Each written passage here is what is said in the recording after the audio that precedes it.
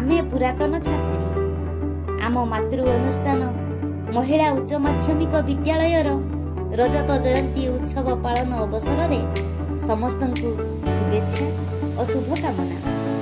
रत्नगर्भा आम अनुष्ठान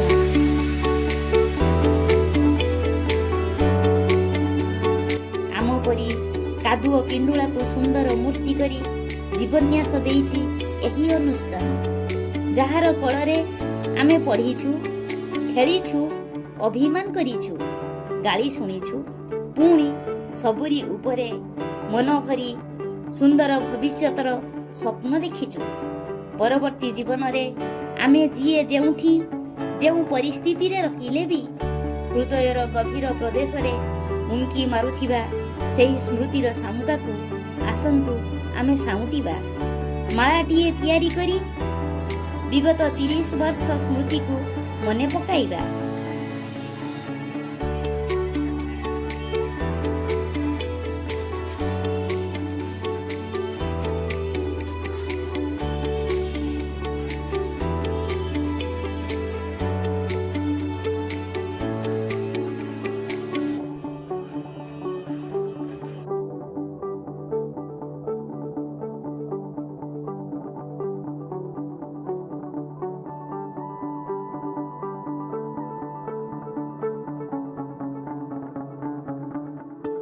एवं एही बंधु मिलनर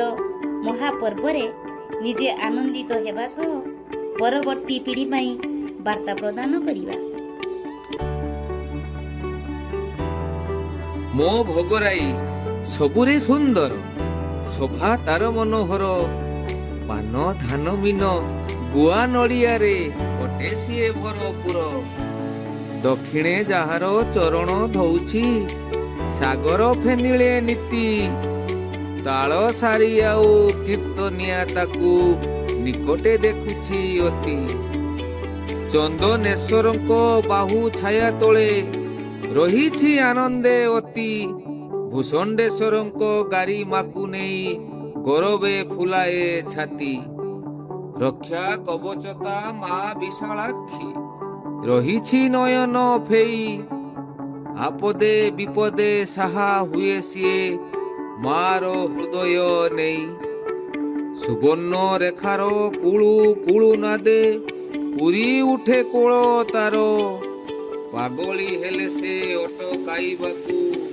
भुआ बंध बांधे टाणो। आम भोगराई प्रज्ञार माटी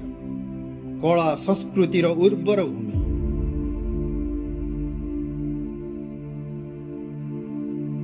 विश्वविख्यात साहित्यिक पद्मश्री मनोज दास विशिष्ट ऐतिहासिक मन्मथ दास जन्मभूमि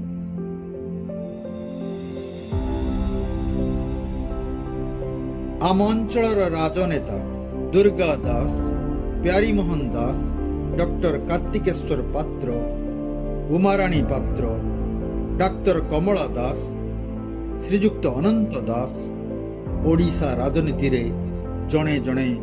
प्रथित जसा व्यक्तित्व सबुज खेत कृषकर मनमताणिया संगीत विस्तीर्ण सागर सैकत रे नाली कंकड़ार क्षिप्र गति झाऊ बणर सु सु शब्द ता सह ताल देई नील सागरर उर्मिमाଳାର नृत्य एवं सुवर्ण रेखा कूले सरिष क्षेतर सुनार फूल मंत्रमुग्ध करे पर्यटकंकु। धान पान मीनरे समृद्ध ऐश्वर्यमय भूमि आम भोगराई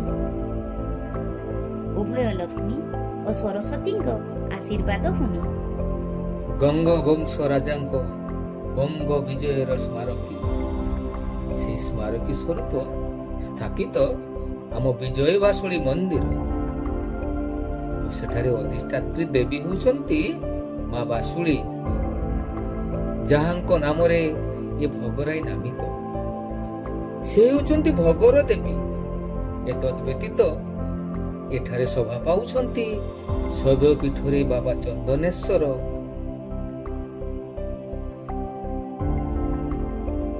बाबा भूषण्डेश्वर एवं 12 देउल ଐତିହ୍ୟ ଏବଂ ଆଧ୍ୟାତ୍ମିକତାର ଭୂମି ଆମ ଭୋଗରାଇ। ଏହି ଭୂମିରେ ନାରୀ ଶିକ୍ଷାର ପ୍ରଚାର ପ୍ରସାର ପାଇଁ ସାମାଜିକ କଟକଣା, କୁସଂସ୍କାର ଓ ପରଦା ଭିତରୁ ଝିଅମାନଙ୍କୁ ଉଦ୍ଧାର କରି ଜ୍ଞାନର ଆଲୋକ ଦେବା ପାଇଁ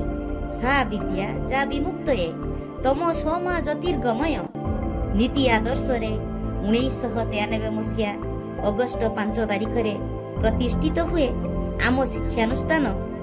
ମହିଳା ମହାବିଦ୍ୟାଳୟ ଭୋଗରାଇ। ସରକାରଙ୍କ ନିର୍ଦ୍ଦେଶରେ ନବନାମିତ ହେଲା ମହିଳା ଉଚ୍ଚ ମାଧ୍ୟମିକ ବିଦ୍ୟାଳୟ ଭୋଗରାଇ।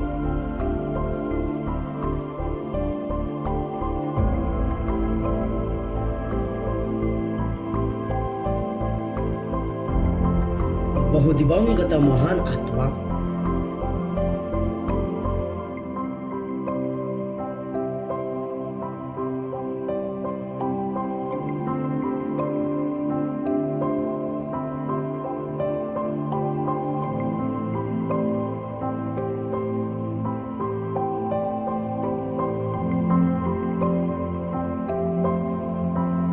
ଶିକ୍ଷାବିତ୍ ଓ ସମାଜସେବୀଙ୍କ ଆପ୍ରାଣ ଚେଷ୍ଟାର ଫଳ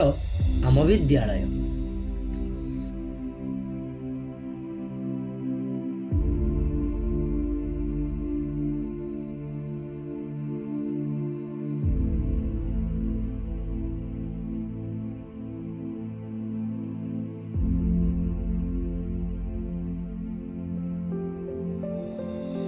ରଜତ ଜୟନ୍ତୀ ଉତ୍ସବ ପାଳନ ଅବସରରେ